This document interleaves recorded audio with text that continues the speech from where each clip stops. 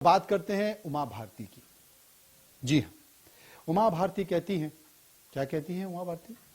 उमा भारती बहुत कुछ कहती हैं, क्योंकि वो मध्य प्रदेश की दिग्गज नेता रही हैं, देश की दिग्गज नेता रही हैं, मध्य प्रदेश की पूर्व मुख्यमंत्री रही हैं। देश में 2014 में जब प्रधानमंत्री मोदी की अगुवाई में देश में बीजेपी की सरकार बनी, तो उमा भारती को केंद्रीय मंत्री बनाया गया। लेकिन धीरे धीरे उमा भारती को अलग थलग कर दिया गया। लेकिन एक बार फिर उमा भारती सक्रिय नजर आ रही हैं, मध्य प्रदेश में ही सक्रिय नजर आ रही हैं। हालांकि ये प्रदेश के हित के लिए ज्यादा, लेकिन बीजेपी को परेशान करने वाला ज्यादा है। प्रदेश के हित की बात भी कर रही हैं, लेकिन बीजेपी को परेशान भी कर रही हैं।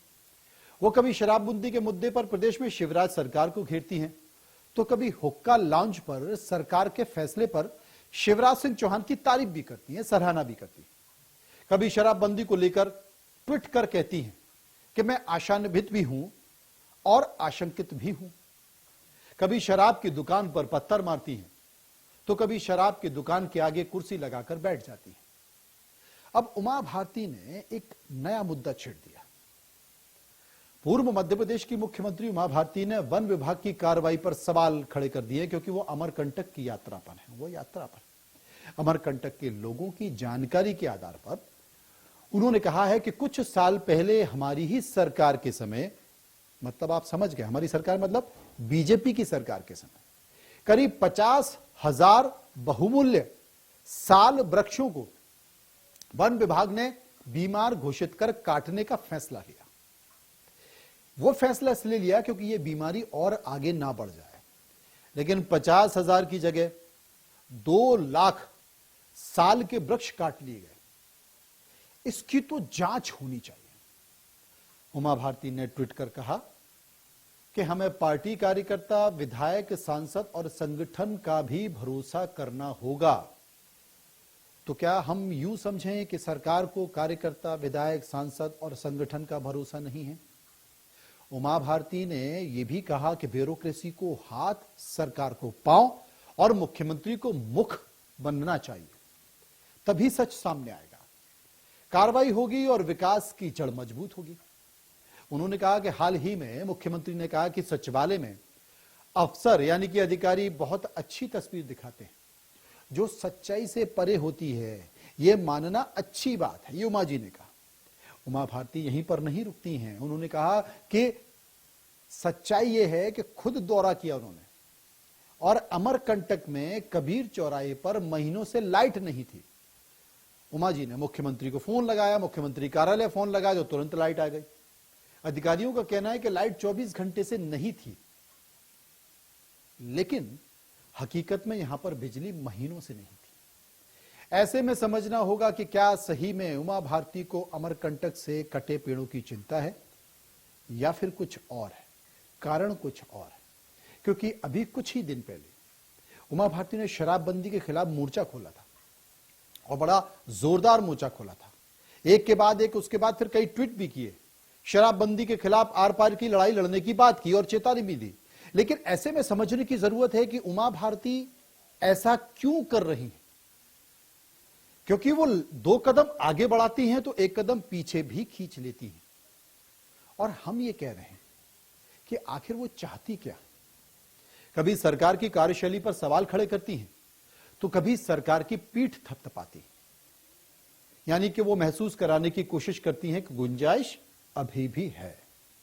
असल में 2023 में विधानसभा चुनाव है, और उमा भारती अपनी उपस्थिति मध्य प्रदेश में ठीक से दिखाना चाहती, क्योंकि सत्ता और संगठन ने मिलकर उन्हें मध्य प्रदेश से हटाकर उत्तर प्रदेश भेज दिया, यानी कि झांसी भेज दिया था लोकसभा के लिए।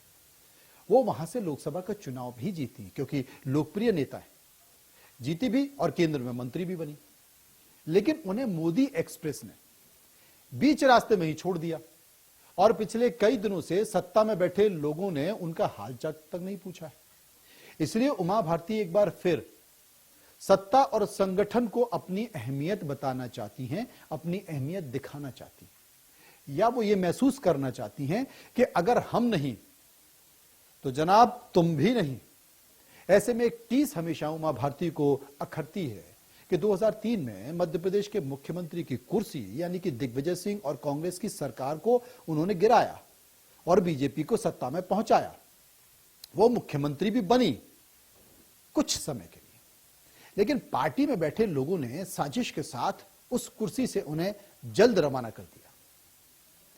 उमा जी जानती हैं कि मध्य प्रदेश में उनके समाज का अच्छा खासा वोट बैंक है और उसी वोट बैंक का ख्याल रखते हुए सरकार उन्हें उनके समाज के कई लोगों को सरकारों में महत्वपूर्ण जगह भी दे रखी है जो उनके विकल्प बन रहे हैं और विकल्प बन गए। लेकिन उमा जी चाहती हैं कि वो उमा भारती हैं, वो ये जानती हैं कि वो उमा भारती हैं। अगर उन्होंने कुछ ठान लिया, आगे बढ़ने की बात कर ली, तो उसके कुछ संकेत होंगे, उसको कुछ मायने होंगे और उसका कुछ परिणाम भी निकलेगा। अब गौर करने वाली बात है कि पार्टी भी इस बात को समझ रही है, क्योंकि सामने 2023 का चुनाव है ना। आपने देखा होगा कि तमाम बड़े बड़े नेता मध्य प्रदेश में पहुंच रहे हैं, बैठकें कर रहे हैं, चाहे वो चंबल में हो या भोपाल में हो या कहीं पर भी हो, बैठकें कर रहे हैं। तो बहुत सारे नेता इस बात को समझ भी रहे हैं और वो उमा भारती के कदमों को देख रहे हैं, यानी कि उनकी तमाम जो गतिविधियां उन्हें भी देख रहे हैं। इससे पहले भी ये होता था, लेकिन अटल और अडवाणी उमा जी को समझाकर वापस मना लेते थे। तो उमा जी चाहती हैं कि वो जो भी कर रही हैं पार्टी इस बात को समझे, चेतावनी के तौर पर समझे, नाराजगी के तौर पर समझे। लेकिन शायद उमा जी ये नहीं समझ पा रही हैं कि जिस तरीके से मध्य प्रदेश में बीजेपी के माथे पर शिकल लाकर वो अपनी उपस्थिति दर्ज करा रही हैं, वो उनके लिए तकलीफ देह हो सकता है आने वाले समय में, क्योंकि ये बीजेपी अब अटल अडवाणी की बीजेपी नहीं बल्कि नरेंद्र मोदी और अमित शाह की बीजेपी है।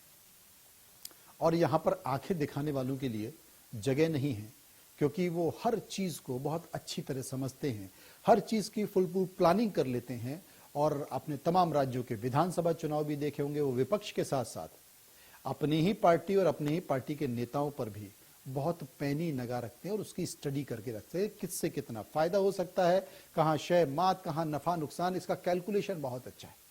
इसलिए मुझे लगता है कि आने वाला समय अगर उमा जी ऐसे ही चलती रही तो उनके लिए बेहतर नहीं हो सकता। और इसीलिए गुंजाइश उमा जी भी रख रही हैं, गुंजाइश उमा जी भी दे रही हैं कि वो 2 कदम आगे बढ़ाती हैं तो 1 कदम पीछे भी कर लेती हैं।